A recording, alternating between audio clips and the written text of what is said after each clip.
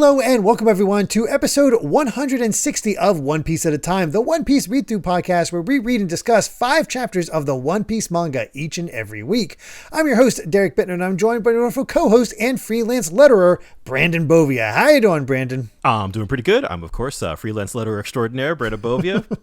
ready to... Yes, extraordinaire. That's my new title. I love it. Just, you name it, he's been part of it. You want manga Deadpool, you got it. You want Dress Up Darling, you got it. You want Beyblade, you got it. Yeah, pretty much. I forget. I don't think this has ever come up. A few years ago, between other like industry pals, people used to call me the Prince of manga lettering. And really? I don't remember exactly where that nickname came from. I mean, I just feel like it's a reference to Prince of Tennis, but I don't know if that's... I don't remember. Like, this was a couple years... Like, there was a good while where, you know, it was one of those things that was like ironic until it wasn't. Yeah. But then I think just sort of faded to the wayside. So please don't call me that anymore. But that was sort of my industry nickname for a hot minute. I mean, I had an industry nickname for a while, and it was ironic, and then became real, and then is now gone. Yep. So, I mean, it's fair, but it's just these the way things it don't goes. last. No, not always. But you know what? You know what does last? Good One Piece content. Yeah. Because we are very much in the process of setting up Act 2 with this set. Like, here's the new stuff that we're getting ready to go for. And there are some revelations. Holy crap. There's some good ones. Are just... I love this arc. Yeah. If it wasn't possible for you to love this arc even more, if you thought sort of like the end of Act 1 hook was good, of like, all right, all of the pieces are in place, and here in the interim, Oda is just like, I'm going to drop a bomb on you. Well, you know how good it is? We ended last time with the reveal that Big Mom showed up. Yes. But Big Mom is not featured in these 5 chapters at all. And I didn't even notice until way after the fact. Yeah. I wonder if I should say this, because I do not remember definitively. I think that like that whole side of things is just gone. Like I can imagine him pausing and be like, let's check and see what they were up to all this time. Yeah, like I feel like that moment is like way later. Like I want to say that is like we're going to basically stick with this side of the Straw Hats for the next, you know, pretty much until things are wrapping up. I could be wrong, but I mean, that is sort of my like vague memory. It does make a certain amount of sense, but it also is just like, man, we are pushing the crew to the limits with that sort of setup. I mean, and that's kind of what we wanted, right? Like as much as Fishman Island and Punk Hazard have their, you know, they have their strengths, you know, but like it does feel a little bit like they're kind of a little bit of trying to combine Cakewalk and Walk in the Park. It's one of those too. Yeah, well, that's the other thing is that we trying to find something for everybody to do. We've had our arcs with everybody together. Now we can split them off because Oda's gained that confidence from having Luffy on his own for 100 odd chapters. And now I feel like he doesn't feel like he needs to have everybody together in order for it to be strong. Yeah. There are definitely downsides, I think, to splitting up the crew, or at least in terms of things that I don't think are problems, especially in the context of this podcast. But if my memory is to be believed, and that we're not going to see the Straw Hats for the others have the Straw Hats for a while, like that's a long time in real life years. Yeah, I mean, if your favorite is Nami, you know, she's not showing up for a while, it's like, oh.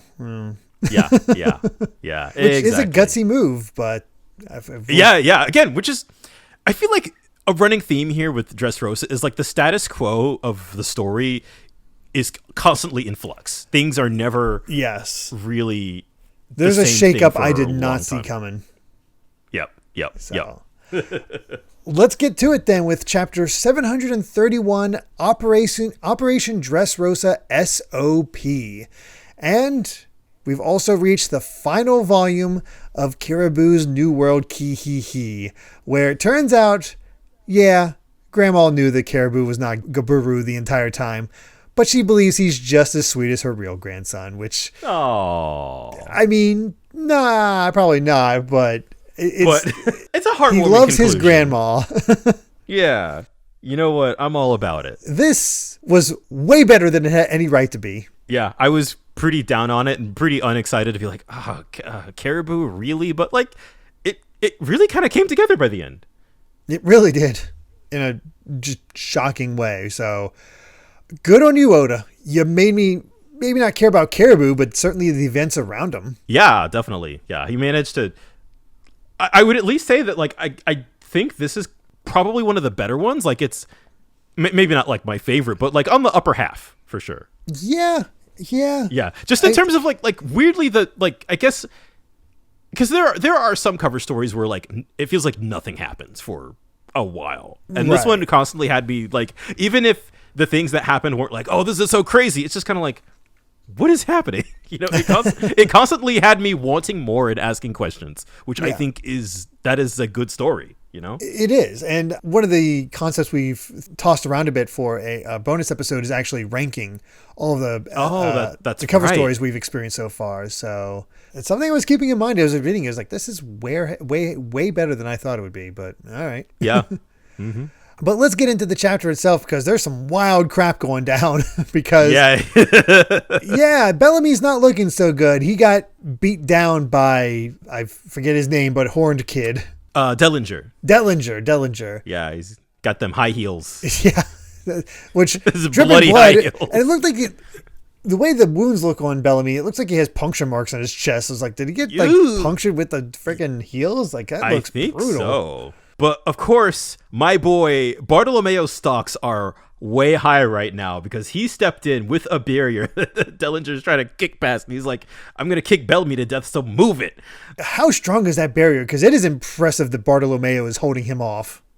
Yeah, right? Like, I mean, we knew Bartolomeo was strong, but like, I mean, that he can basically hold off one of Doflamingo's officers, right? Like, hey, that's something. Yeah, it really rose to stock, because it's easy to forget, like, oh yeah, this guy's strong after the whole because him being silly for so long. But he did block the king punch. Yeah, we got introduced to him as this like huge threat. He won his block, and then the past like 10-15 chapters, he's just been a complete goober, and now it's just like, okay, right, yeah, he's actually a really competent character, and not only that, but really sweet too, as we'll get into. But he's basically telling Dellinger to piss off, basically, because he, as we sort of saw, I think in the last set where Doflamingo was like, yeah, send everybody to the factory. So he's got to go off and hit the House of Toys with Lao Ji's group. Yeah, he has to protect that. So he's basically just steaming off, and it's like, you're not going to leave Dressrosa alive, so I'll get you yet. And poor Bellamy is, and it's so weird to say poor Bellamy, but poor Bellamy is like, right? Really? Doflamingo really commanded you to do this? And he has these memories of the hope of like trying to like actually be part of things, and basically it's like, hey, just leave me alone. I have no reason to live because I've been tossed away. And he's like, why would you even bother saving me? He's like, no, 2 men in the ring, train fist. That makes us comrades in battle. I may be rotten, but I don't abandon a pal in need from Bartolomeo. I was like, hell yeah, Bartolomeo. This is a great character moment for both of them. I love this. Because it just, again, I mean, God, we're seeing so many different sides of Bartolomeo. Like, the weird arc that we've been through with him, from kind of a scumbag, a little bit of a, like a prankster, class clown, to, absolute goober fanboy, to now like he's a homie, right? Like he's got his own kind of bizarre moral compass. But yeah, and just I feel like we're gonna say this a lot, but poor Bellamy, man. He's being put through the ringer, and it makes me really curious where his storyline is going to go. Like, now that he knows he's been abandoned by Doflamingo, what's his next step? And I'm quite curious about that. It's one of those things. I feel like there's a lot of stuff in this set that you're like, man, you really didn't expect that Oda would kind of take this route with this character. But yeah, sort of the sympathetic Bellamy arc. I'm here for it. Very much so. That's pretty much all we see of Bellamy for this set. Instead, we move over to the flower field, and that we got the truth of the nation now. We got to destroy the tragedy hidden in the darkness. So we're calling this Operation Dressrosa S.O.P. And they're immediately like, okay, what's that mean? And he just ignores them and goes over the plan. Which is kind of a funny running gag, actually, because I think he did that too. Like, Usopp asked him something a few chapters ago, and he like he took that opportunity to like go into the flashback where he was like, it all started on that dark and stormy night, and just like you could just completely ignore my question. So I think that's just part of the toy soldier's gimmick. Yeah, it definitely seems to be that way. And it also like clarified some things to me with this map, showing the fact that the factory is friggin' huge. There's a trading port right underneath the castle as well. And I kind of forgot that Colosseum is right next to the hill that the castle is contained on. So everything's still very much together and centralized, despite there being two very distinct locations of the Colosseum and the castle. So it definitely allows for the characters to meet up as time goes on. And we find out that the Tatas and the toys have dug a tunnel to infiltrate this trading port. This is where they're being put into hard labor around the clock. So that's, they're going to destroy the facilities, save everyone there, and restore Dressrosa to its proper hands with King Riku. And, he's like, yeah, it all sounds simple because this is the ideal scenario. But after all, we have no idea what's going to happen even just an hour from now. This plan is completely up in the air because it all depends on the fact of, well, how people react to being freed. Because if you remember, one of the commands for toys is thou shalt not harm humans, which also made me wonder about like, how are these toys going to rebel when they can't harm humans? So we don't know. So instead, we got to steal the wits of the one with the hobby fruit, the one who turned him into toys. And that'll actually undo the spell, allow them all to turn back into humans, and everybody will also remember everything. It's going to be pretty much mass confusion. Yeah, confusion and chaos. And we don't even know. We're kind of banking on like, oh, everybody's going to be pissed at Doflamingo once they find out the truth. Yes. We're hoping the anger picks up and, they'll actually rise up again, but we have no idea. And I love the uncertainty of that. Yeah, and let alone what Doflamingo and what the Navy's going to do too, right? Like really, it's going to be panic in the streets. Which I like the concept of is like, let's just completely upending this country. Yeah, that's what we're doing. So Usopp asked the relative question. Okay, where's the hobby person now? Are they tough? And it turns out I was wrong in my assumption. Yeah, I'm sure you remembered. Well, Treble is not the one with the hobby fruit. His ability is not turning people into toys, which makes sense. The goop was weird, but I was like, I'm not sure how that all works. No, it's actually Sugar, the little girl that we've noticed of quite a few times throughout this. She's the one that actually turns everybody into toys, and she's protected by Treble. And even though she appears young, apparently this fruit allows her to freeze her. It's eat her in time, never to age. Which is oddly like, that's not something that I think has come up again, but is a weird side effect of a devil fruit.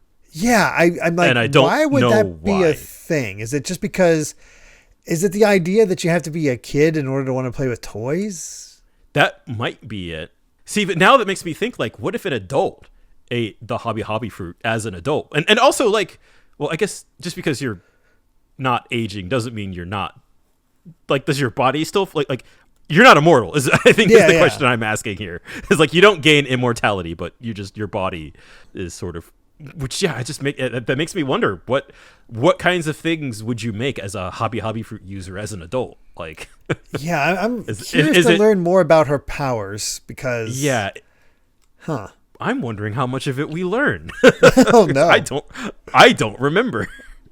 Well, that'll be interesting, but yeah, I love the idea though that she herself may not be that powerful, but she's under protection by one of the highest officers at all times. Yes. And that's a cool concept. It's like, okay, we gotta. It's the idea of like we gotta go beat up this little girl.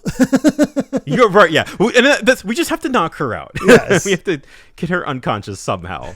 Thus, the name of the Operation Sugar Overwhelmed equals Panic. Operation S.O.P. And that immediately gives Usopp confidence. It's like, our enemy's a little girl. Follow my lead.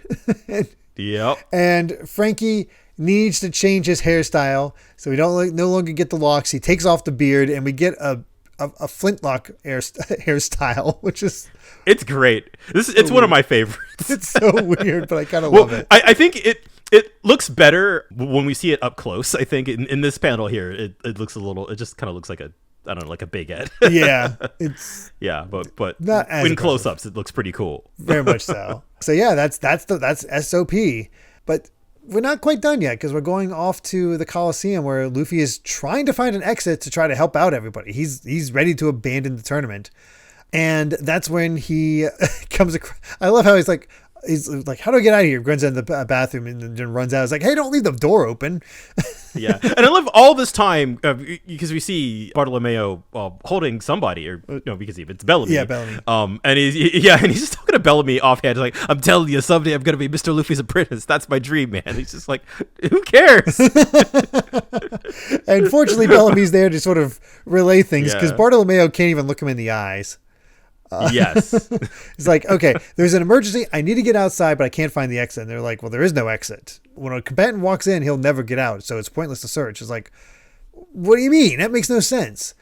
So, you're one of Doflamingo's men, aren't you? Do you know what the deal is? Please, my people are in trouble. I love Bellamy just like his man. I never even reached that point. Right. Yeah. Just Bellamy.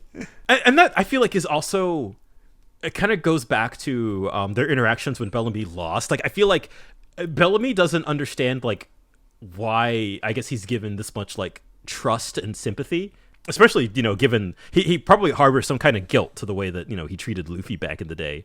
Maybe at least a little bit.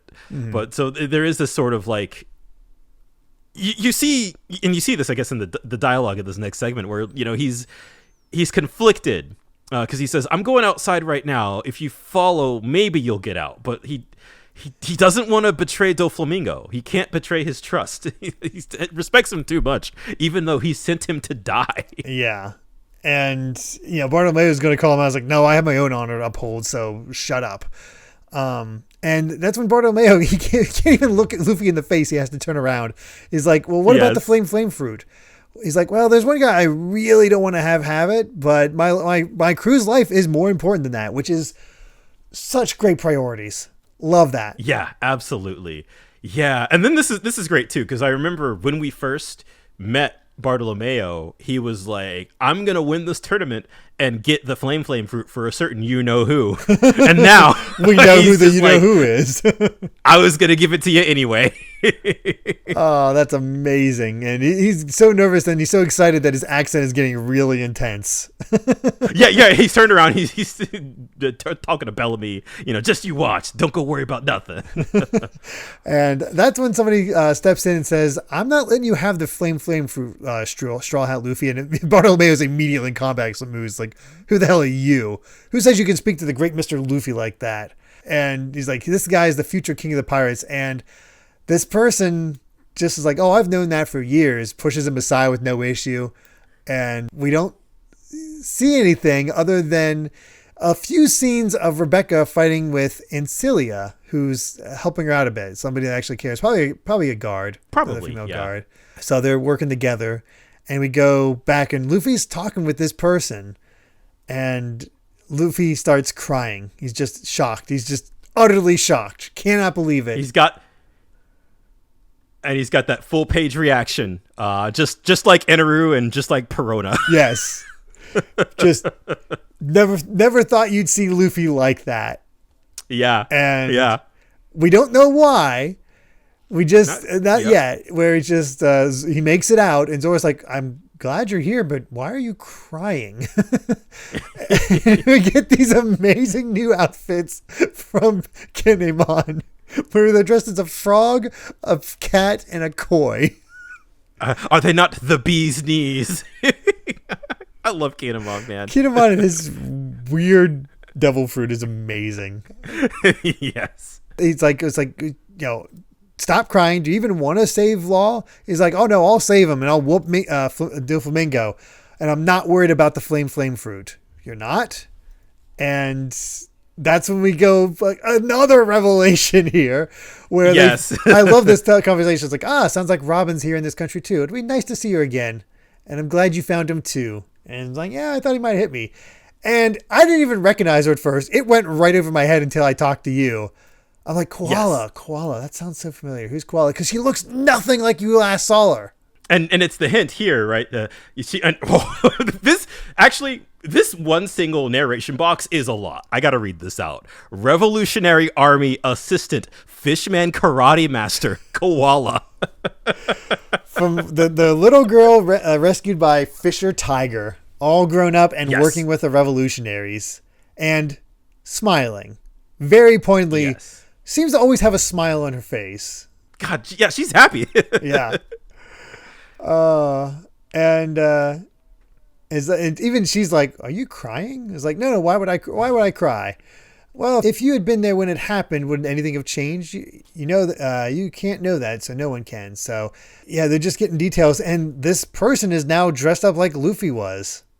They're in the same. They're dressed up like Lucy. Yeah, same disguise. And it basically just comes down to that Ace's fruit is mine. It's up to us to continue living out his will. And all we see is the grave of Ace with those 3 cups. The sake cups that we'd seen before in the intro, the Tales from the World or from the New World cover stories. We never see his face, but Sabo is alive. Yes. Luffy says, "I thought he died. I really, really thought he was dead." So there you have it. Yep. Sabo is alive, and this is something I already knew. I'm sorry. Unfortunately, it was even before like that sequence. Once you notice those cups, it's a heavy indicator, and then there's a whole SBS that points out even more. So it's not like this revelation is something that you knew was coming, you just didn't know when. But when we got to the Sabo flashback, I forgot that he supposedly died because I had seen Sabo in this current age, not fully realizing, I think. I just saw the name, saw the character design, and was basically like, man, he looks a lot like Sanji. Obviously different when you get a better look at him, but it's a cool revelation, but hampered by the fact that Oda really played his hand early on this one. Yeah, I was reading weekly at this point, but wasn't really paying attention to the SBSs or really the cover stories or like speculation. So I was the prime audience to get to this and go, what? Fair. It's a key memory since I was in college when this chapter came out, and my roommate also read One Piece at the time. We read this chapter at the same time and just started screaming at each other. And I'm still best friends with that person today. So that is a bonding memory that we share, is learning that Sabo was alive. That's amazing. I love that. A great chapter, a great reveal, but it is one of those things where it's like Oda kind of killed his own hype there, but it's still fascinating. And you love seeing Luffy's reaction more than anything. Yes, of course. Yes. Like that is the best more than anything, is just, you don't see Luffy just a sobbing mess like that really ever. And so it is actually really heartwarming that, you know, because when you think about it, right, like after he lost Ace and then we learned that he had another brother, that like Luffy was kind of the last one. Yeah. And so now he's got one of his brothers back. And that is, I feel like even though we both, you know, we knew that Sabo was alive and that this reveal was coming eventually, I think the context and the circumstances and like sort of the other reveals around it and the implications are also really excited. For one, Koala. Hello? Excuse me? Koala's here. She knows Fishman Karate. That's amazing. Also, she's the fact that we got Doflamingo's crew. We got the Navy. We've got the freaking revolutionaries here. Yes. Everything is coming together. Everybody's here. It really does, just like all of these little interesting little powers at play.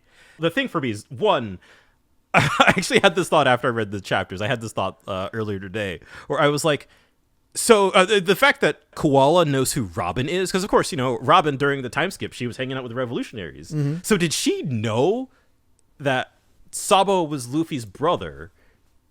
And did that she know that he was alive this whole time and just said nothing?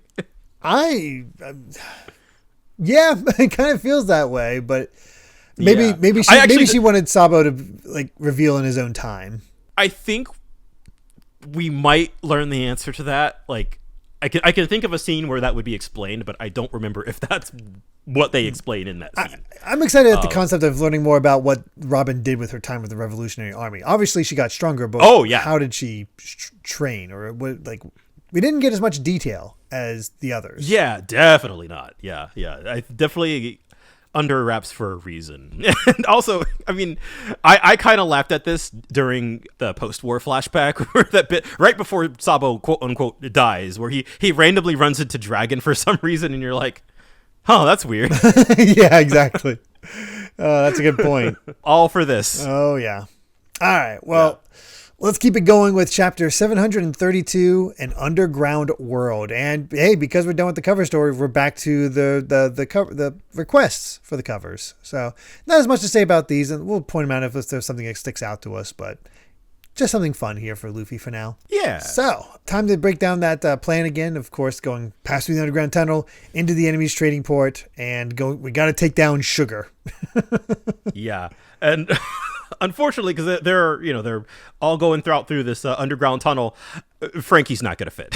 Yeah, I love the reveal. It's like, we didn't make the tunnel that big because we didn't think big people would be with us at the time. So yeah, that's not going to work.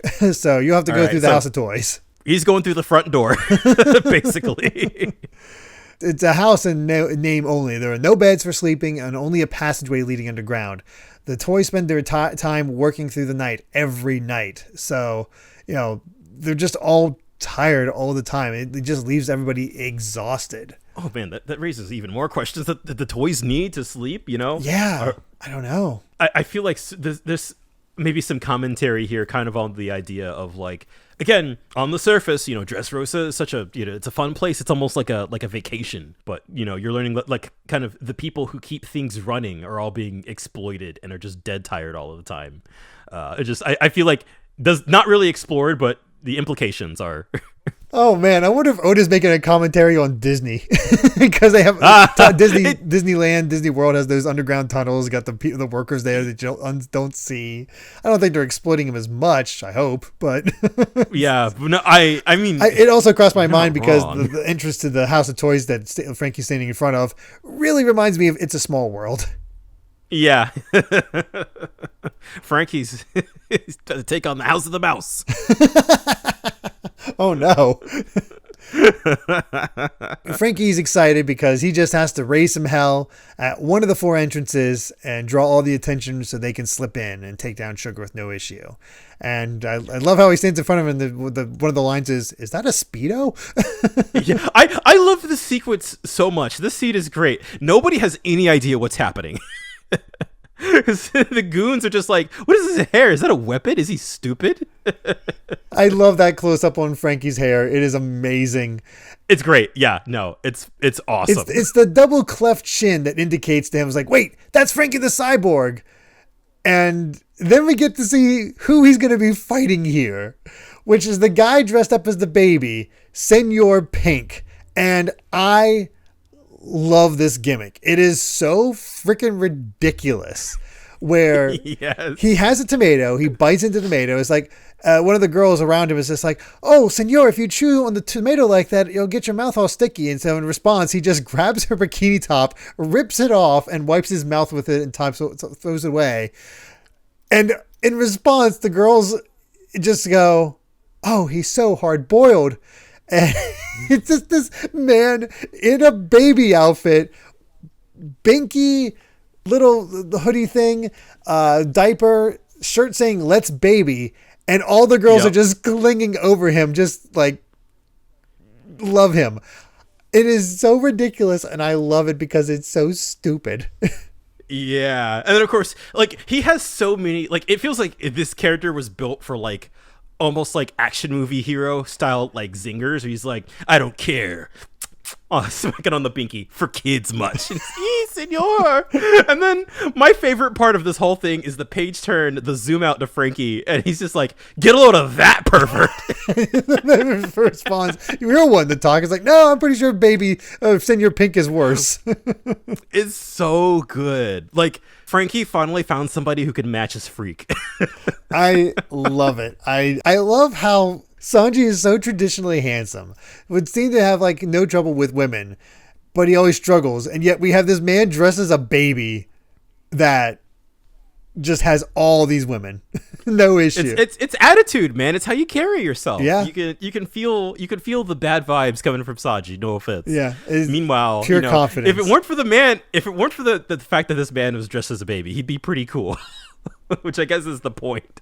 It's got to exude that confidence. It's something else. But we got the report that Frankie's trying to go into the House of Toys, and he just opens up with coup de vent and just smashes the front entrance and clears out a bunch of people. Looks awesome.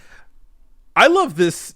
Like, man, we're getting to see Frankie just kind of like rocket on his own. I feel like ever since the end of Punk Hazard, he's just been on a roll. He really has. Like, because he stood out so much in Water 7 and Enos Lobby, and now he's getting that chance again because he really hasn't in a while. Yeah, not in any like major way. So it's like this is the Frankie we know and love. Yes. And we have, they're getting reports, and Doflamingo's like, see, the idiots are running wild. So it isn't your job to help save member countries of the world government, and as he's with Fujitora. And Diamante's listening. It's like, so it begins. And we see Diamante, Treble, and Pika. Pika's also listening. Pika, yep. And it's just a big old fight between Frankie and all these men.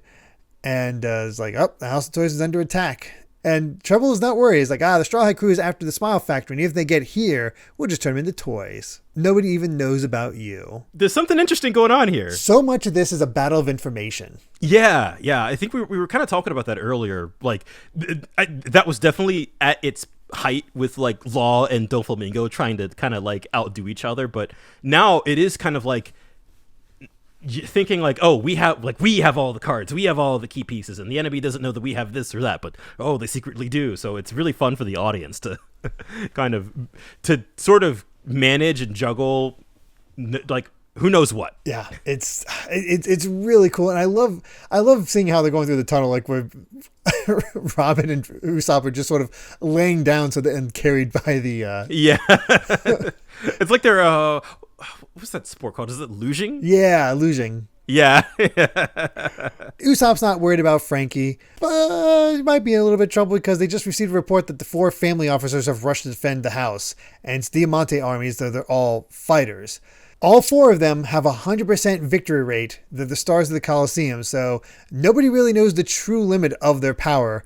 And Senor Pink, not affected by by Frankie's coup de vent, and he's, well, as we see later, swimming through the road in order to sneak up on Frankie from behind. And then we get this really good, finally it feels like we get this good breakdown of just what we're dealing with Doflamingo's forces, where we apparently have 2,000 soldiers in the country led by 10 officers, with 3 more supreme officers above them, each leading his own army with their own characteristics. And then we get a full page spread of the breakdown, basically. Yes. So we have our supreme officers, obviously Pika, Diamante, and Treble. Treble is the special powers team, which has Sugar, Violet, and Gyola. So other than Sugar, his team is wiped out. Yep. Then there's Diamante, the fighter brigade, which we've have Lauji, Machweiss, Senor Pink, and Deliger, and we've met all of them before. And then Pika, who we still don't know much about, but he is the assault squad, which basically seems to be the assassins, where there's Gladius, Buffalo, and Baby 5, and Baby 5 and Buffalo have already been defeated. So technically, it really is down to the fighter brigade as the only ones we don't know much about other than Gladius and Sugar. Yeah, this is really interesting, is it? Like, when we finally get the full view of things, and it's like, we've actually, I guess it makes sense that technically the most physically strong are the ones that we, for the most part, have to deal with. And I'm sure, let alone all of the actual officers who are formidable in their own right. Yeah, and I liked how there's like, there's 2 more outside the country, which Virgo is apparently a supreme officer. Yeah. Well, though, they're dead, right? Yeah, they're both dead. I don't think they've learned that those two are dead. Yeah, that's true. I mean, they have to be dead, right? Yeah, I'm genuinely unsure. I like, as far as I know, they are, but like it's what we just got Sabo back, so who knows? Yeah, got no idea. But I like how Usopp is like, oh, so we don't have to deal with the fighters over here. Good luck, Frankie. I don't have to worry about it. It's like, oh no, they're all pretty tough. So what's the difference? I will say this is Usopp back in his most cowardly, which is a little disappointing, but it's also it is. I can reassure you right now that like this is going somewhere. Okay. I think the payoff will be worth it, but right in the here and now, it is a little bit like, yeah, but like I do feel like knowing the threat that has been established, it's fair. There's a lot, and he had a specific job in mind, and he did not plan to liberate a country. He's not really close with anybody yet. That's also true, right? Like, I guess a lot of the other Straw Hats have that kind of like emotional connection to somebody, to kind of the investment. And Usopp was ready to do the job we came to do and get out of Dodge. Mm-hmm. And Robin, well, the Tontatas are cute, so she's all on board. Oh yeah, of course. I love that serious face. I cannot forgive Doflamingo. Oh gosh, but they make it here. And there's just all this conversation about it's like who just dropped their load? It's like, you trapped me underneath, my body's crushed. It's like, oh, I'm so sorry, I'll work harder, I swear, just let me see my family. It's like, no, you can't meet your quota, the only thing you're going to see is the scrap heap. And it's like, oh, it's harsh down here. Oh yeah, it's pure slave labor. Oh, completely. We see like toys passed out in the foreground, and yeah, it's just a giant port underneath with ships docked and everything. It's like this is the literal underground. Yeah, this is how Doflamingo commits his crimes. Amazing. But that's the chapter. Very breezy one. It's funny how we spent so long in that first one because there's so much. But this one is like, no, we're keeping things moving. Pretty straightforward. You get excited for it because I love getting a breakdown of exactly what we were in for as far as Doflamingo's family. Yeah. It felt like that was kind of a long time coming too. Yeah, which is, it works because we've met all of them. There's not any surprise. Like the only one we haven't seen kind of their personality with is Pika. Yep. So we'll have to see how that all goes eventually. But let's get to chapter 733, What the Soldier Wants. And get a nice color spread again. Very nice winter theme, although I'm a little unsure about the Nami snowman. Yeah. I'm surprised nobody seems to be noticing it. Yeah, I'm a little surprised that Nami's not over there like smacking them or something. She's just hanging out with this fox. She's seeing it from behind, so I guess she doesn't see the boobs. Oh yeah. That's so odd. Otherwise wholesome. Very wholesome. You know what's funny is that Robin with the her coat and reading the book and whatnot, she looks like a grandma. She does, yeah. It's a cute one.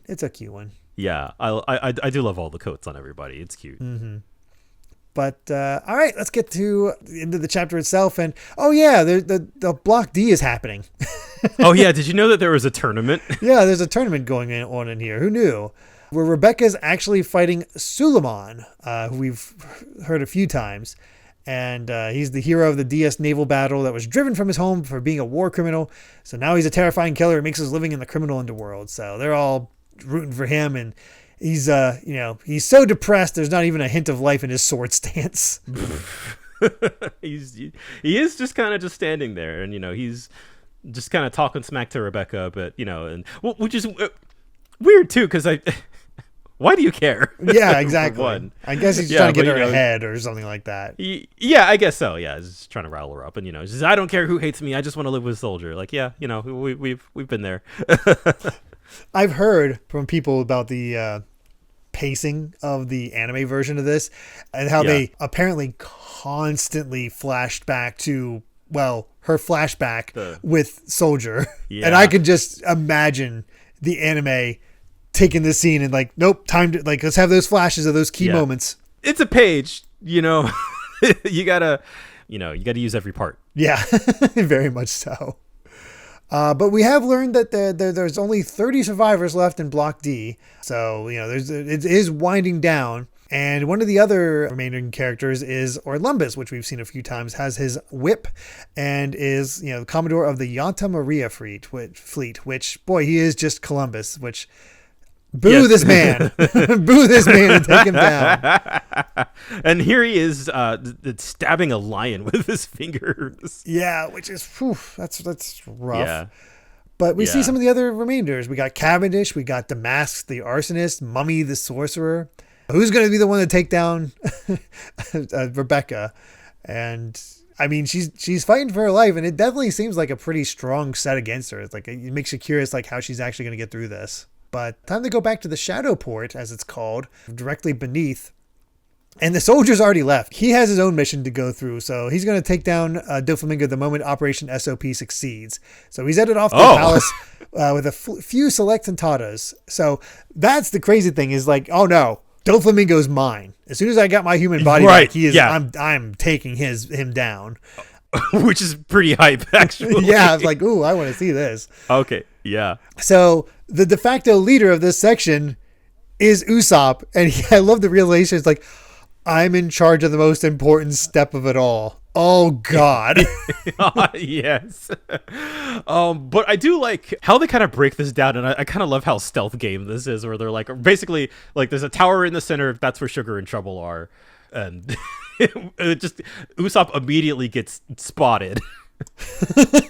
Yeah. It's a nice breakdown because we have a lift, we have the central pillar, and then there is the factory, the factory that we need to destroy. Over on the other end, pretty much directly across from them. So everything they need is here. Yeah. Getting to it is going to be the tricky part, especially because, as you said, they get spotted immediately. But Tentatas, they're really good. They immediately strip their attackers and then smack them with their tail hammers, into the ground with no issue. And hey, now they've got disguises because they took off their clothes. Yeah. And it's like, oh, man.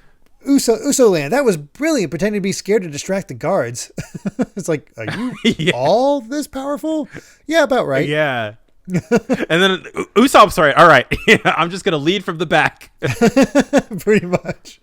I love this idea. It's like, oh, we're nothing compared to the Nolan family. They can take down Neptunians. It's like, what kind of monster do they think I am? But all right, well, let's take care of this. And honestly, I am very glad that Robin got a change of outfit. Every time I've seen her, it just looked like she was wandering around in lingerie. Yeah, a bit. I do like this one. It's a good disguise. Yeah. I kind of like the idea, too, that Usopp actually has an army. Like, after lying for so long of, like, I've got 10,000 men. And it's like, no, he's actually got a little army that'll do his bidding, and they're super cute. Yeah.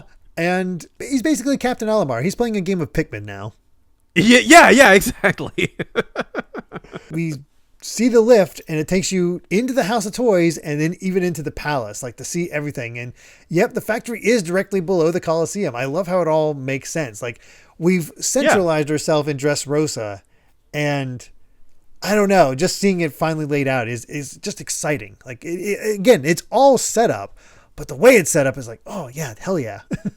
Yeah, and I guess that makes sense too. Like, I know the amount of information that we get can feel overwhelming at times, but I do actually appreciate the thought that went into how much does Oda tell at any one given point in time. Because I think we could have gotten all of this earlier, but I think with how many different scenes there were, and scenes in Greenbit and on the Sunny and things that were taking place that were kind of like all around the place, but now our major focus is the Colosseum and the palace and the surrounding areas and underground. So it's now that the story is, for all intents and purposes, taking place in this one area, we finally do kind of, we bust out the maps, as is tradition in One Piece. It's always somehow exciting when we get the maps out. Yeah. The soldier is taking his, trying to go up to the palace to go confront Doflamingo, but not exactly going where he wants to. It's just going to go between the House of Toys and the underground. So I have to take over the lift. And so he pops out and says, all right, surrender. I control it now. It's like, he's going straight into the action. Yeah. He's ready for the fight. And they immediately shoot at him, but he dodges and just starts whooping their asses. It's awesome. Yeah. I feel like we've established that he is actually pretty capable, but seeing this, and like we kind of mid-action scene, we kind of transitioned into the flashback, and I love how his strength is now being contextualized in this training scene with Rebecca. Yes. And just it also explains how she's so strong. It actually props her up even further. Mm-hmm. How that's why she's so strong. I love this. It's like, I don't want to learn about fighting anymore. It's like, why can't you always keep me safe, soldier? It's like, I am a toy. With enough rain and wind, I will rust. So I don't know when I'm going to reach my limit. So you need to be strong until then. And he's like, this body is not meant for fighting. They're meant to fall apart after a child becomes an adult. So I just got to hang in there until like there. And hopefully you can hang in there as well. It's sweet. I really like Soldier. I did not expect this character to really grow on me this much, but he really did. Yeah, and the sort of regret you feel in his narration where, he's just like, your poor clumsy father can teach you nothing but strength, that he wants a peaceful country where my child can live in happiness, and I'll give my life to make it happen. So, like, you got a dad on a mission, right? Yeah. Like, he's gonna move the world. It's an example of not letting the Straw Hats do everything. Like, obviously, they're going to have the most important parts, but it is so well delegated.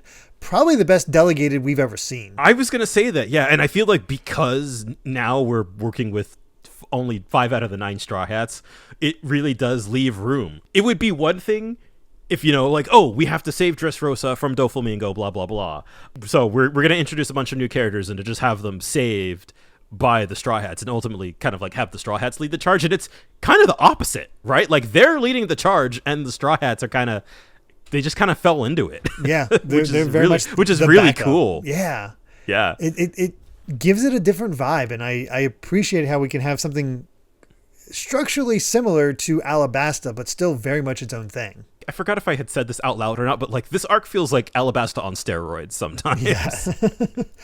And we have a wild ending to this chapter as well, because we flip the page for the Coliseum in Block D, and apparently in a blinding speed that even like nobody can actually even manage to keep track of, every single fighter is down. Rebecca is down, or Orlumbus, all these named fighters down. However, someone is rising to their feet, so we're going to get a victor here soon. Cliffhanger. And that's a good cliffhanger. I was like, because you really are like, what the hell just happened? Yeah, I also think this is smart too, because like no offense to Rebecca, but this I think did kind of need to be the fastest block. It did. I mean, it's the second fastest block because of what's his name from Block 1. Burgess. Burgess, yeah. Which since that was mostly off screen. Yeah. But I guess it makes sense that sort of we have the least amount of characters who I guess we're really invested in. There's only so much you can do with Rebecca too, as far as this sort of setting, because how many fighters can she just toss into the water until you get like, okay, I get it. Yeah, and I feel like we've learned everything we need to know about her in this instance. So her actual fight, I don't think is as important even. And yeah, her actual, fighting style, is to just, dodge. Yeah, exactly.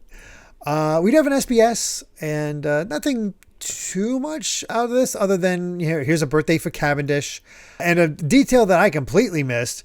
There's Tontata versions of Luffy, Zoro, Sanji, Chopper, Nami, Brook, and even Panda Man, which I completely missed but also love. Odo's just like, is there any reason? None whatsoever. I just challenged my readers to see if I can slip it past them. Well, I lost. He should know better. He never slips it past. He really, his readers are just built different. Yeah, I can't imagine. All right, chapter 734, The Slicing Winds of Rommel. And a very, very cute one with Usopp for painting giraffes in different ways. Yeah. let's see which fighter is rising to their feet, because all 20 of the remaining contestants got knocked out in one go. And the one rising to their feet, perhaps the one responsible for knocking everybody down, is Rebecca. Boo, says the crowd. Yeah, exactly. Every one of them was considered capable of winning Block D, but no. All of them are down, and she's the one who stands, the prisoner gladiator. And everybody's like, oh, screw this. What cheap trick did you do? Investigate this. All the while the prisoners are just like, hell yeah, girl. I don't know how she did it, but hell yeah. Yeah, she won. Yeah, and also, what did she do to Cavendish? Since it seemed like he was kind of the forerunner. Yeah, and nobody makes sense. I love the mystery too, because if even the prisoners was like, I don't know how that happened, but yay her. Yeah. And that's when we get a little explanation from, I always forget this masked Navy man's name. I knew, but I forgot. Oh, yeah. This is Vice Admiral we have here. Yeah. But we get a bit of history, because apparently years ago there were reports of a strange phenomenon occurring in the kingdom of Rommel late at night. Terrifying gust of wind that slashed right through innocent bystanders, and a naval battleship was deployed to solve the issue. We lost a lot of good sailors to that eerie wind, but in the end we learned that the cause of those cutting breezes, a man named Hakuba, and we still haven't brought him to justice. But every time Hakuba appears, another pirate happens to be in the same town. And we just so happen to focus on Cavendish, because it turns out, as Rebecca's remembering, because she's like a little freaked out by this, looking at him, she is dodging Suleiman's attacks when all of a sudden, here comes Cavendish right in the middle. And she's like, wait, something's wrong with him. Oh, he's asleep and he fell down. So they're all looking at him all of a sudden, and they're like, oh, we'll just get him because he's down on the ground. And then he wakes up and has the weirdest smile. Yeah. Honestly, one of those masks. Yeah. There's an actual name, like the acting mask. Yeah. I was gonna say like the 4chan anonymous. Yes. that thing. And as soon as he opens his eyes, slash, everybody just taking down in an instant from Cavendish, which is like, holy crap. Yeah, so it turns out that Cavendish is both Jekyll and Hyde and Jack the Ripper. Yes, he is. And his face gets really messed up whenever he's in that state as Hakuba. It's hilarious. Rebecca, thank God, is fast enough that only her helmet was hit as it flew off her head and she fell to the ground, which is why she was the one to survive, because her speed, her ability to dodge, actually pulled it off. And as we learn, he's a sleepwalker. He does it all. He awakens while Cavendish is asleep, an alternate personality named Hakuba.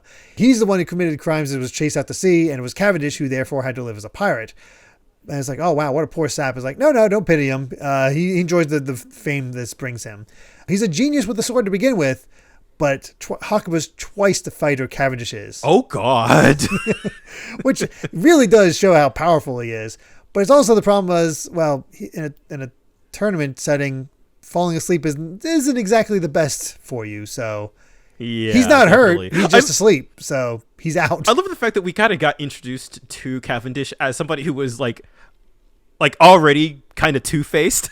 And then it turns out he's actually three-faced. It's amazing. I love this reveal because I wasn't sure what to expect of Cavendish. And it's such an unexpected way of finishing this fight, and a great way of finishing this fight. And ultimately, it is luck. Sabo here, I think that's Sabo. Yeah, right? It is Sabo. Yeah. He's just kind of like, you can't claim it was simply luck, but it was and it wasn't. I think what my point ultimately is that, like, I feel like this conclusion does kind of fit. It's satisfying. Is what makes because it is satisfying. Her skills allowed her to win. Cavendish did the work, but she was still fast enough that she dodged it and was able to take advantage of the win. But we have a fascinating final four now, because we have Rebecca, Bartolomeo, Sabo, and Burgess. Yep. And again, we don't know the setup of this because we know they're taking on Diamante. But how is that set up? Is it them four against Diamante or them four against each other and then they get to fight Diamante? We don't know yet. Yeah, and I don't really remember, so I'm really interested to see how that all shakes out too. Mm-hmm. And Doflamingo is paying attention. He's like, your granddaughter's one lucky woman. By the way, I can't believe you both were fighting on the same tournament. Mighty strange, Riku. Our former king must be growing desperate to seek out a devil fruit. In fact, your entire family is acting strange today, including Violet. Is it some kind of anniversary? All he says is like, the actions you took this morning were enough to drive me into despair for the future of this country. That is all. And it's like, it's all Law's fault. Yeah, Law Everything caused is all Law's this. fault. And Doflamingo's like, oh, that's your view, but Viola is different. She's a schemer through and through. So, and she made a bet. She bet that the pirate alliance of the new warlord who stood up to me, Law, and the man of the time 2 years ago, he of the accursed bloodline, Luffy, would be enough to strike me down. But you can already see what became of Law. And Luffy, meanwhile, will never leave the Colosseum as a human being. The only one of doing anything is the cyborg and Straw Hat's crew, Frankie. And he's apparently attacking the House of Toys as we speak. But can he do anything against my officers? The only other pawns... Well, he's suplexing. Yes, he's suplexing him. And also, I love the fight between Senor Pink and Frankie, because it actually does seem like a pretty even fight. And the only other pawns Straw Hat has are Pirate Hunter Zoro, Foxfire Kinemon, Robin, and Sniper King. And the only two entrances to the factory are the House of Toys and the entrance to this palace. They'll never come close to getting to the underground. And I love how he's wrong on so many points. Oh, yeah. But, like, the confidence is great. And you as the reader are kind of like, oh, it's that... Because Doflamingo himself said it, like, man... So many people have underestimated the Straw Hats and got burned for it. And here he is like, my plan is perfect. But meanwhile, it's just, you're seeing all of the cracks and all of the little gaps in information. Not that he could ever predict that Sabo would come in and swap out. I feel like he should be putting more focus on the Viola, because she That's also is true. the key piece. She is the reason so much of this is going down, and why she recognizes so much of this. Who knows if Sanji's actual inner thoughts would actually change her mind or anything like that. Maybe they did. That's true. Yeah. Just because she maybe felt confidence in the Straw Hats or something like that. I don't know. But the fact that somebody in our comments, when they talked about the sheer length that she can observe, like it was nearly 3,000 miles, I think it was said. Yes. Somebody put that in perspective. That is the distance from almost the distance from New York City to Los Angeles. That is completely ridiculous. It is absolutely ridiculous. Yeah. But I guess to add to your thought, though, we did kind of learn, right, that Viola was supposed to spot the Straw Hats while they were on the way to Dressrosa overnight and attack them. She never reported in, so she obviously, because from the start, she knows about the Tentatas. She knows about the plans. Like it's never said. She has to, though. It explains everything, that she sees all this going down and realizes this is their best chance against Doflamingo. Yeah, honestly, super underrated. Very much so. It makes me really enjoy Viola as a character more and more as we get more of her. Yeah. And again, just love the underestimation of Doflamingo in these moments. It's like, just you wait. Yeah, he's gonna get what's coming to him. There's loose ends that he is not aware of, and it's gonna make for some fun stuff. But yeah, the three of them, Zoro, Luffy, and Kinemon are heading towards the palace. And, we got our Tentata helping out that's been with Zoro ever since she stole his swords. Yes. We're not supposed to show ourselves, but the Straw Hat Usolanders are different. It's like, Usolanders. Yeah. What on earth? And the operation has already begun, so we got to take that lift to go to the palace. To use it, we have to show them a pass. It's like, oh, no, we'll just whoop them. It's like, no, that'll cause a scene and bring more enemies. And that's when they come across Viola, who's going to guide them into the palace. Again, secret MVP almost. Yeah, no, definitely. Really, I think really goes to show just how ridiculous her ability is, and how much she can see and how much she knows at all times. It's a little unfair, honestly. It really is. It is a strong devil fruit, information-wise. We do have an SBS, and it's kind of ridiculous, where it's like, this is dumb. This is perverted. Oh, wait, here's a really good one. A serious question that I want because, parents are starting to complain. The PTAs are getting in an uproar about these. What was the scene that have I ever cried too much that I can actually draw the sequences? And he's like, oh, yes. The one where Vivi is trying to scream out to all the people to stop fighting. It was so hard I couldn't actually finish it for a while. There are plenty of other ones I can think of, but that's probably the biggest. And I was like, oh, that's such a nice, serious question. And then immediately he's like, hey, if Morgo's wiener gets cut off, will it grow back? Yes. Of course. Oda's a ridiculous man. He really, really is.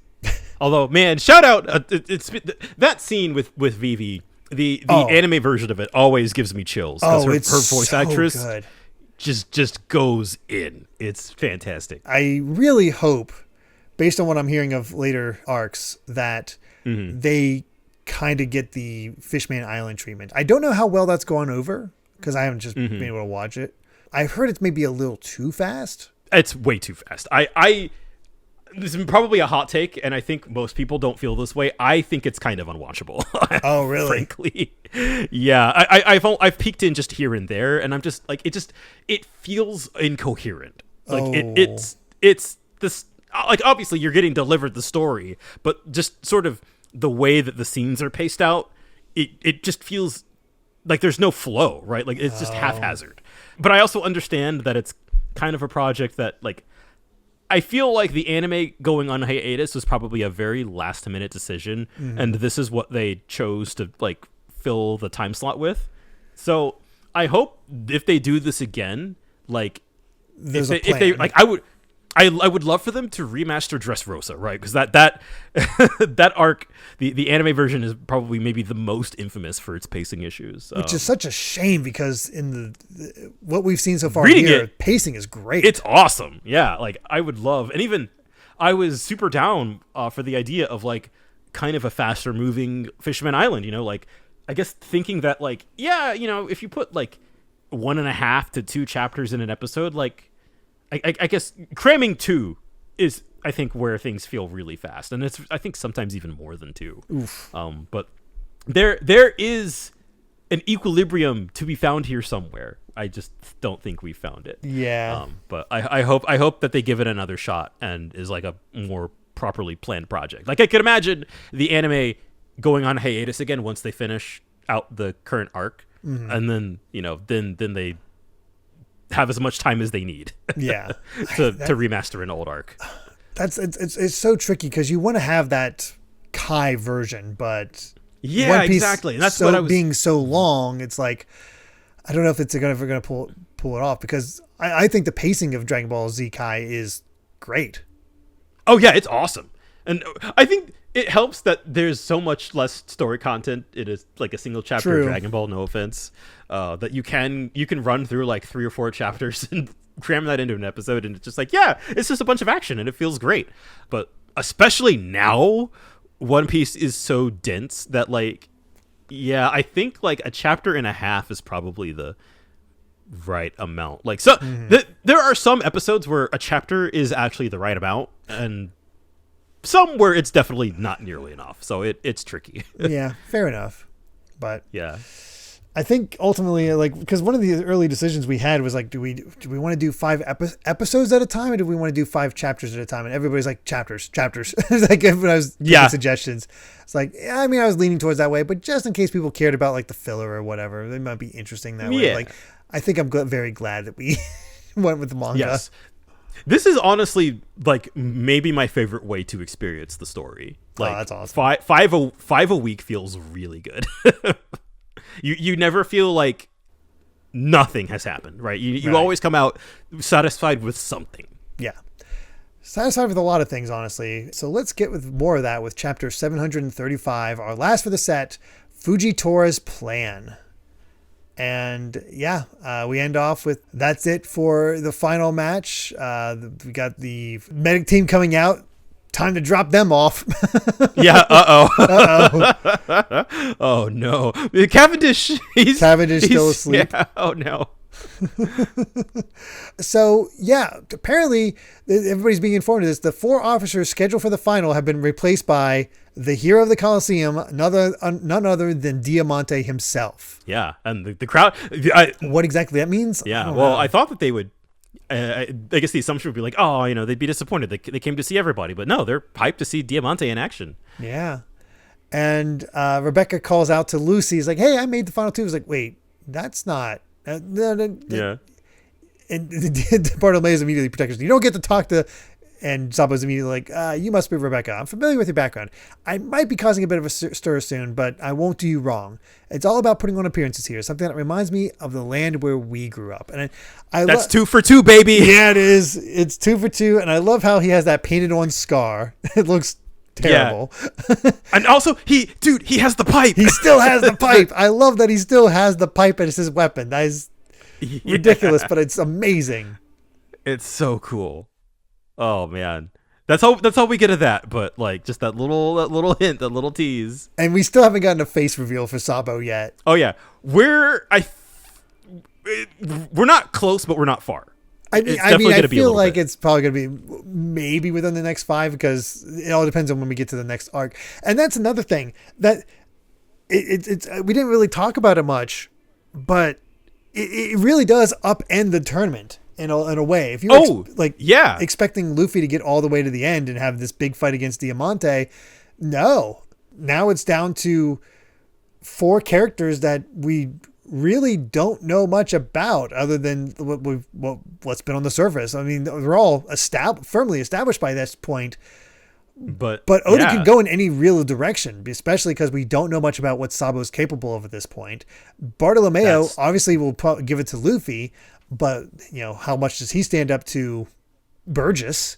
And I'm sorry, Rebecca, but I don't think you're going to stand up to these 4. Yeah, well, yeah, that's definitely the tricky part. And I feel like if you were kind of invested in the tournament to actually see like, we finally got a tournament arc in One Piece and, Luffy's in it and we're going to see him go all of the way and presumably win. But, the idea that like he would have the flame fruit as like a keepsake without really the intention, he offered it to Frankie and he was like, nah, I'm good. But to just kind of like to have it, or to give it to somebody who wants it, but to have it like, oh no, Sabo wants it. Yeah. And I think Luffy is completely fine with that. Yeah. He's 100% on board. So like that is sort of like the best case scenario we're kind of left with here. Mm-hmm. And I can see the disappointment on one hand, but on the other hand, it's like I like the unexpectedness, and Oda's done a good enough job of having just enough focus on the tournament that you don't forget about it, but you're also never disappointed when you go away from the tournament. So yeah, for sure, it's a really impressively balanced set of priorities here. Definitely. Just enough to get information out all along. But thanks to Viola, they are able to use her pass and go up to the palace. It's like, okay, if you're spotted and they stop the lift, it's all over. So I wouldn't try anything if I were you. But you guys look far too suspicious. I love Kinemon. Madam, I am offended. Yeah. The Zoro immediately says, you're the one who lured our cook away, aren't you? Yep. It's like, oh, he rushed off to rescue a ship. It's like, yeah, we know the rest. It's like, wait, aren't you one of Doflamingo's henchmen? It's like, oh no, she's only pretending to be one of the underlings. And Wicca, of course, knows anything. It's like, no, I know about you guys. I've been watching all over your plans. And this is when we get the breakdown. It's like, alongside the one-legged soldier who helped raise Rebecca over the years in the place of my late sister, I saw everything. And this is when we get confirmation that, yes, it's the mother that was part of the Riku family directly anyway.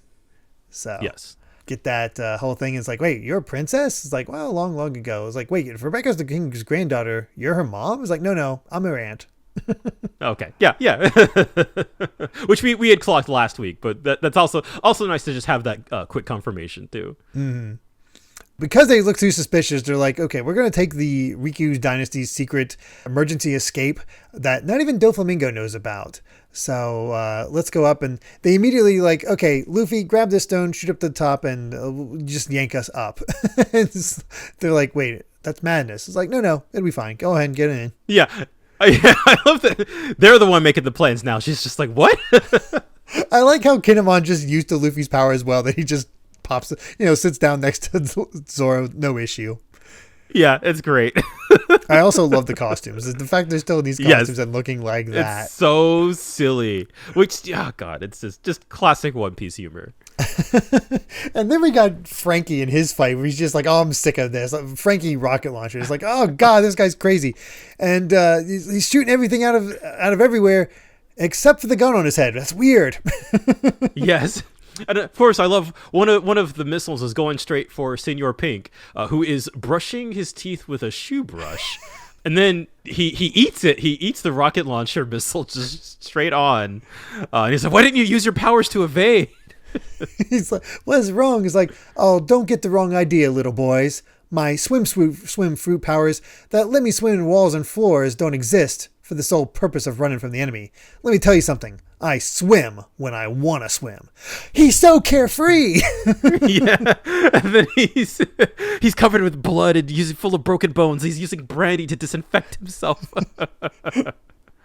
And there's just like, I know what he's doing. Senor stood up to the risk of death and then took that shot head on because one of your fellows was trapped in a mobile behind you.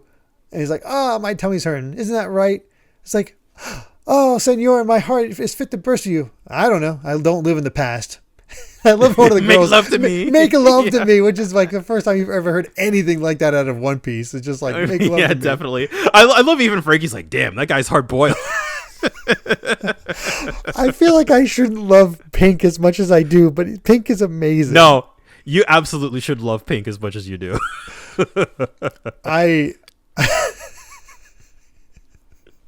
The fact that he's just such a freak and just like so hard boiled, it has all these women just going over him just because of all that. It's just amazing. Yeah. And then, of course, here comes in Mach Vice, I don't know. I don't know.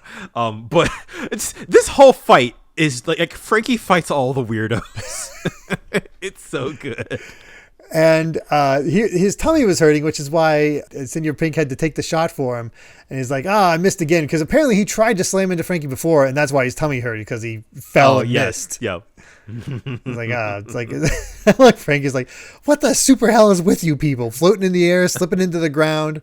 That's when the Navy shows up. It's like, what's the Navy have to do with this? It's like, I was like, more noisemakers. It's like, what's going to happen here? Meanwhile, Senor Pink is rubbing his face with a bra. Yeah, wiping his face with the blood top from his face with that bra he stole. Incredible. I love this. While all that madness was happening, we get like a really cool, kind of super serious scene between Doflamingo and Fujitora. That like this is sort of the hard knuckle politics that I love. Yeah, because it's Fujitora's motivations have been so odd, especially how he's been sort of treating Doflamingo. You're not quite sure where he's at with it, and Doflamingo's just sort of complimenting. It's like, I'm impressed at your resolve. It's like, well, we ain't doing it to take your side. With the Straw Hats involved and even more suspicious characters afoot, I'd call it the proper course of action. The military's role in this scuffle is to minimize the suffering of the small folk. If Straw Hat's intention is in this matter to take you out, then I reckon he won't shy from destruction and havoc. In which case, my justice says he needs stopping. And I'll deal with you after that. It's like, oh no, Doflamingo has some enemies right now. You're right. Yeah, he's like, excuse me? Did you just talk to me? Oh boy, this is interesting.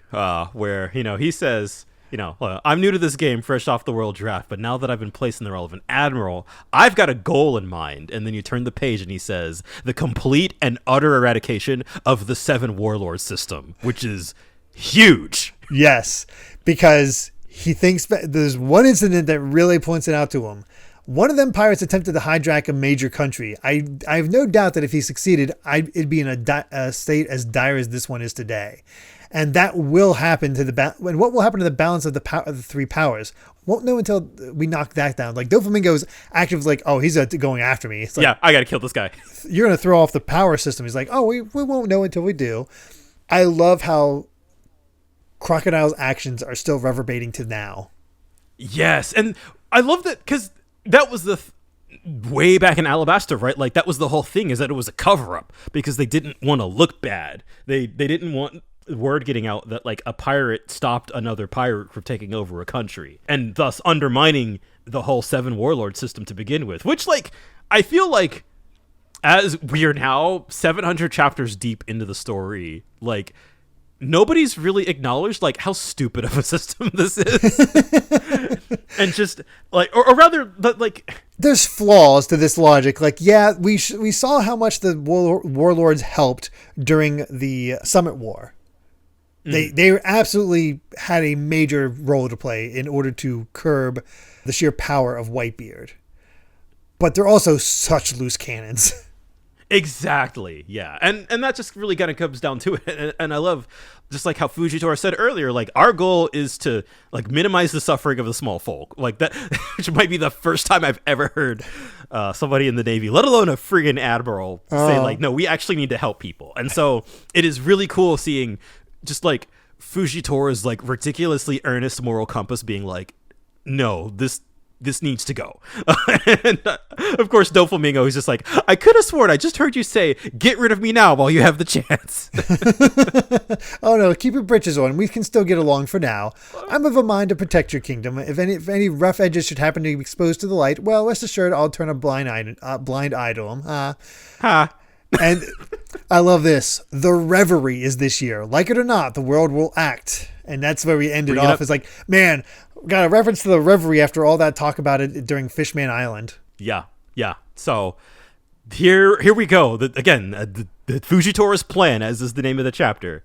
There are just a little peek, but like there are really interesting machinations happening under the surface. Yeah, and it's like, what does that mean for example, Hancock and the Amazons? Mm-hmm. Because that's their protection. Exactly. Yeah. So there's a lot of things that can get upended by this. Like getting rid of that system is not a bad idea, but it's also like there's a lot of repercussions that can happen for a lot of people because of it. Yeah, which is what makes it so interesting. Yeah. Which is what makes it such a cool idea. And one that I think is rooted in like sympathy and empathy for all of the wrongs that have happened in the world of the story so far. Yeah, we can see how it can be abused. Yeah, you could see how Fujitora came to this conclusion. Like, yeah, no. Yeah. But yeah, we get back to the Coliseum, where apparently it is just the ultra final match. I don't know exactly what that means. And you have an odd thing where we have Koala running towards the Coliseum and buy some random empty clothes. I'm not sure if she did that or not. Like, does she have a devil fruit? Yeah. Because I don't think that's part of Fishman Karate. I actually am not super sure what this is. Yeah. I think it might have just been her disguise to get into the Coliseum. Oh, okay. That makes more sense. Okay. I was very confused by that. But yeah, okay. So she used that to make it in. And we get a very interesting ring where it's like segmented. Almost like a bullseye. Yeah, very much so. It's a free for all with the winner getting the flame fruit, and so it is. It's just the 5 people left in a free for all. Yeah, great. Winner takes all. So I love Sabo's doing stretches. He's like, I'm getting a bit excited. I love his stretches that are they're so reminiscent of Luffy stretching, and him getting excited. Yeah. It's very Luffy coded. Yes. He even gets Bartolomeo's name wrong, calls him Marine Coliseo. I was like, oh, yep, he's Luffy's brother, all right. Yep. But yeah, we ended off with the surprise finalist, this tourney's wayward wonder, our beloved Lucy. And all Sabo says is, just watch me, Ace. I got chills reading that panel. Yeah. It is such a cool panel to end on for this week. Never see him once, but I'm like, oh, I cannot wait to see what Sabo's capable of. Yeah. Oh, I'm giddy. And that feels like such a good bookend too. We started with Sabo, we're ending with Sabo. Oh man. There's so many potential things happening here, and we're not even at the halfway point. No, you're not.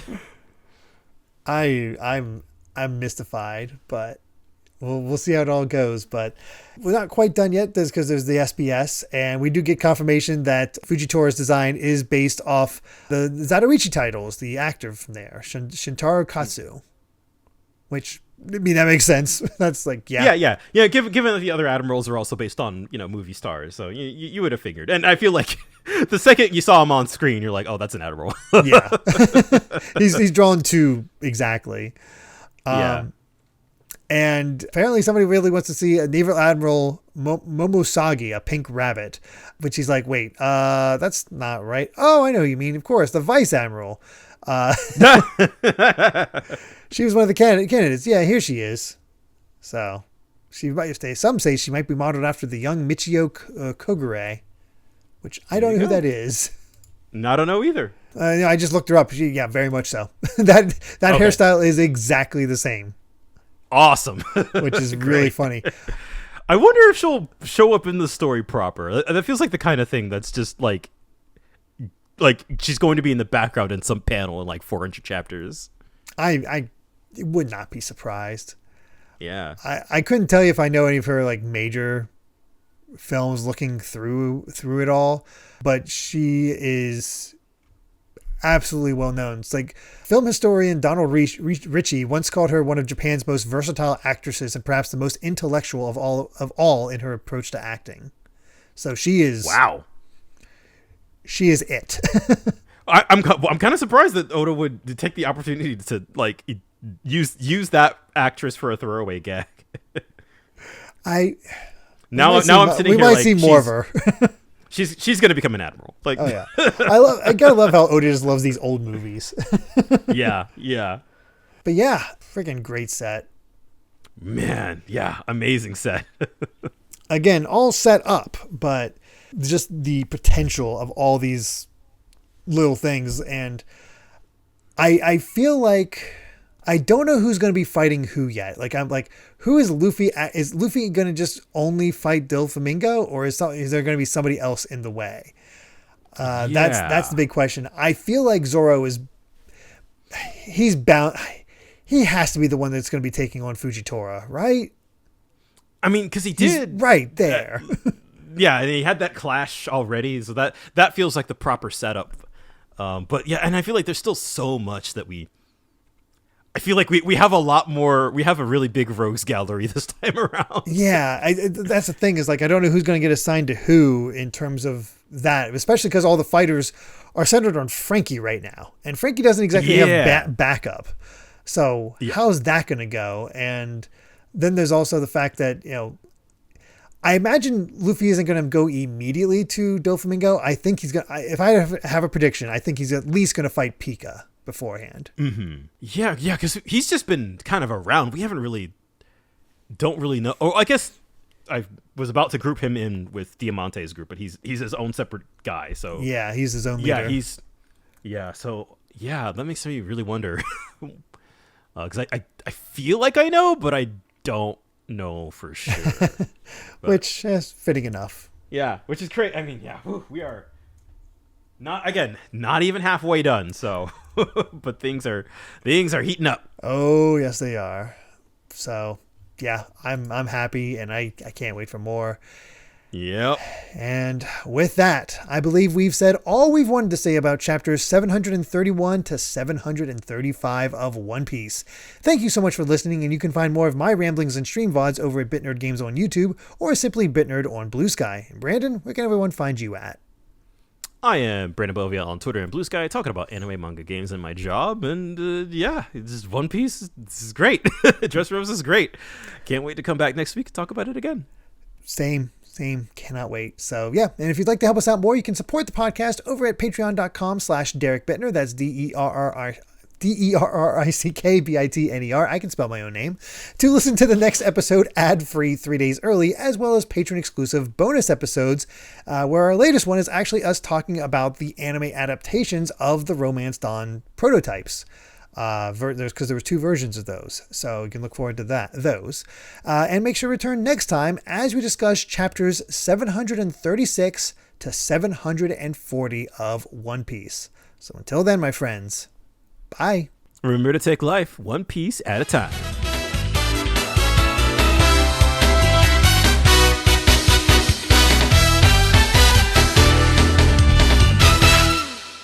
That was a long time ago. Don't dwell on the past. Make love to me, senor! Hey, Vice, can you stand up? Yeah, I'm fine! Damn, that guy's hard-boiled as hell.